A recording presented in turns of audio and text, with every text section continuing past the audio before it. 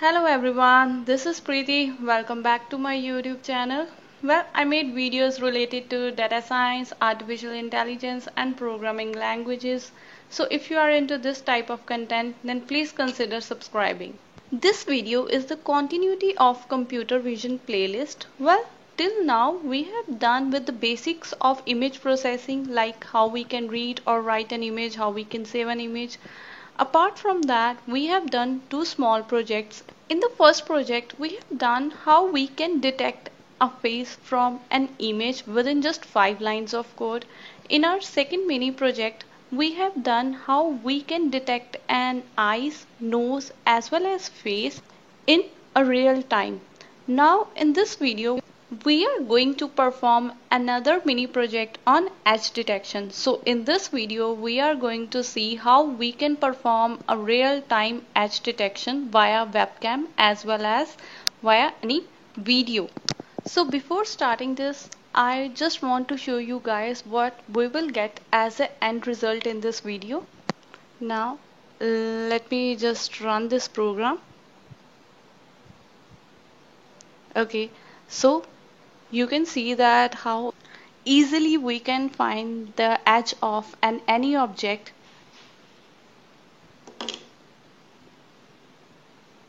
So this is what we are going to get as our end result. So let's start with the agenda of today's video. First, we are going to discuss what is image segmentation. Then we will start with thresholding and we will also discuss its types. Then image blurring, which is even called as image smoothing, and its types. Then the last topic is canny edge detection. After canny edge detection, we will perform that mini project on real-time edge detection within just 5 to 7 lines of code and in a very simple and fun way. So without wasting our time, let's begin with the actual stuff. The very first topic is image segmentation. Image segmentation is the process of dividing a digital image into multiple segments. The main purpose of segmentation is to simplify the image so that we can analyze it more easily. Well, this is the reason binary images are used in image segmentation. If someone asks you why binary images are useful, image segmentation is one of the reasons. Well, there are multiple reasons as well, such as optical character recognition, edge detection, or thinning. So it is one of the reasons. Now the question arises how we can perform image segmentation. Well, thresholding is the answer to this question. Thresholding is the simplest and easiest way for performing image segmentation. It is used to separate out regions of an image. Well, threshold is not only used in, we can say that it's not only applicable to image processing, but it has same meaning in each and every field. Threshold, in layman terms, it is a value which has two regions on its either side. We can say that below the threshold or above the threshold. In general, any function can have threshold. Below the threshold value, the function has an expression, while the above the threshold value, it has another function. So if you want to, let's say, apply some conversion on each and every pixel in an image, then transformation function may be a thresholding operation. So by this I mean that if pixel of the original image is above a particular value, it will follow a particular transformation function. If not, then another. So I have just explained you a threshold in a very simple terms. Now OpenCV offers you different types of thresholding. So let's start with a fixed thresholding. Well, in case of fixed thresholding, we just select one threshold value for all the pixels in the image. So I am just going to consider an example. Let's say I have considered 127 as a threshold value. So anything that is greater than 127 in the grayscale image can be set to 1 in the binary image, and anything that is less than or equal to 127 in the grayscale image can be set to 0 in the binary image. So this basically, in simple words, 127 is our threshold value for all the pixels. So this is an example of fixed thresholding. Fine, where we have set our threshold value as 127. So in case of adaptive thresholding, Here the threshold value is calculated for smaller regions, and therefore there will be a different threshold values for different regions. Now let's see how we can practically implement this threshold values or thresholding in OpenCV. So for this, first of all, you have to install OpenCV, and for this you have to use pip install OpenCV Python. After installing, I am just importing necessary libraries. Now here what I'm doing, I'm just reading my image. After reading the image, I am getting its size.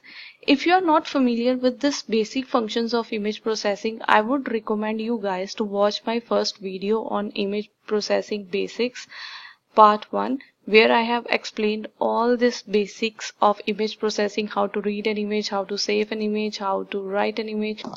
Now here I am just using shape command, and I'm just getting the size of an image and storing it in a variable height and width. After this, I'm just creating a black window, and here I'm creating a black window with each pixel as 0 for a size for this height and width that I have given here a variable name as a height and width. Now after that, I'm just thresholding my image. I am applying different thresholding techniques like thresh binary, inverted, truncated, and then I am just setting this value, thresholding values to 0. So I am using different thresholding techniques on the input image for all the values. But here I have what I am basically doing, I am just using all these filters with a threshold value that ranges between 120 to 255 on a gray image. Fine. So now let's just run this function. At the last, I'm just displaying the images.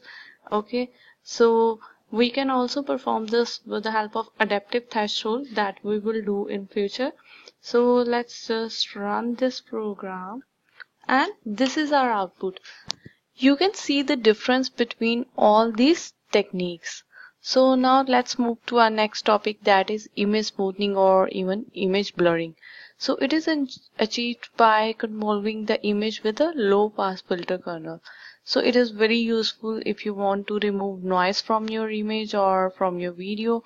It actually removes high frequency content from your image or from your video. Video basically is a combination of images, you can say. So finally, we can make an image blurry with two methods. One is median blur or another one is Gaussian blur. So Gaussian blur basically uses Gaussian kernel. So the height and the width of the kernel should be positive and an odd number. Okay, let me just explain you everything with the code.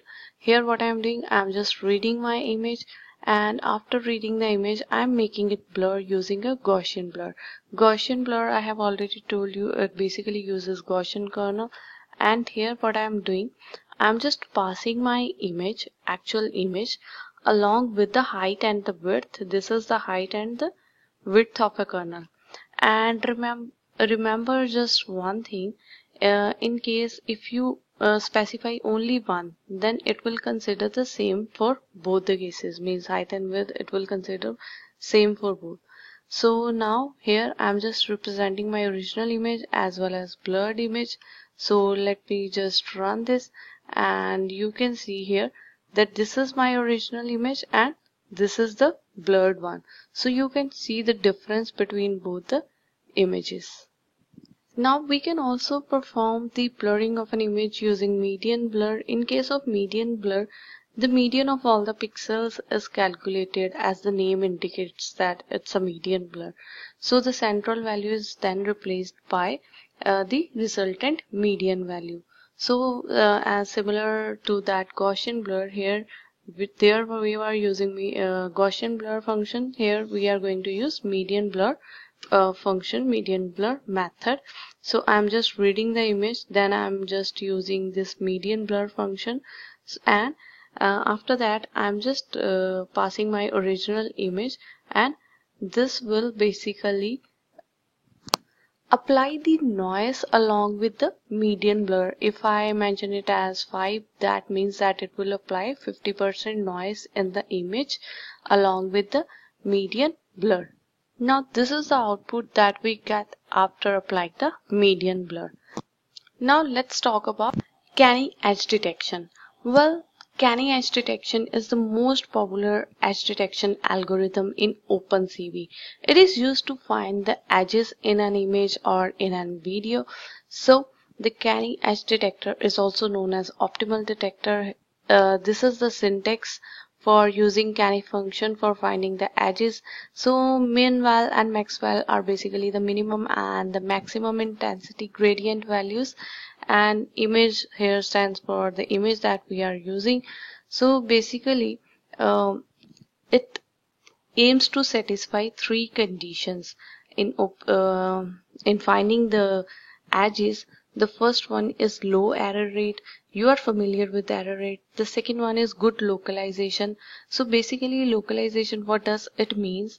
It means that the distance between the edge pixels detected and the real edge pixels has to be minimized. Means there should be a minimum distance between the edge pixels that it detects and the real edges. And the last one is minimal response. It means that only one detector response should be there per edge. Each edge has only one detector response. So it aims to satisfy all these conditions. Now let me just show you an example. So here what I'm doing, I'm just reading my image and I'm using the canny function, and this is the minimum and the maximum values. So let me just run this, and you are familiar with my image and you can see that it has detected all the edges. Now let's just find the edge detection in a real time. So for this I am just importing the libraries. Well, I have explained all these steps, so I don't think so that I need to explain these steps again. It will be quite a wastage of time. And if you are not familiar how to capture a video from a camera, or even here I'm not actually capturing a frame from a camera, but I am capturing frames from a video. Initially I have shown you with the webcam. If you want to use a webcam, you can simply mention here a 0. If not, then you can mention the name here, name of the video. If it's not in the same location, then you have to mention the path also. So here I am using a video, and here you are, what I am doing, I am just reading the frame from a camera or from a video. If you are using a webcam, you have to mention here 0, so you can read it frame by frame. If you are not familiar with video processing, I would suggest you guys to watch the video. I will provide the link in the description below. Here I have applied a threshold function, and here what I am doing, I am just simply applying a canny function. So let me just run this. So you can see how simple and easy it is to detect the edges of any image or any video. So in this video we have seen what actually image segmentation is, how we can apply thresholding, how we can make our image blurry using Gaussian blur or a median blur. In addition to this, we have seen canny edge detection and how it satisfies the important three conditions. And finally, in just 5 to 7 lines of code, we have seen a real-time edge detection, how we can detect an edge of any object from an image or from a video or from via webcam. So I hope that you have learned something new from this video. If you have learned something new, please like the video and do subscribe the channel for more updates. And I have provided this code and the notebook link in the description below. Get it from the description, and stay tuned. Bye bye. Thank you so much.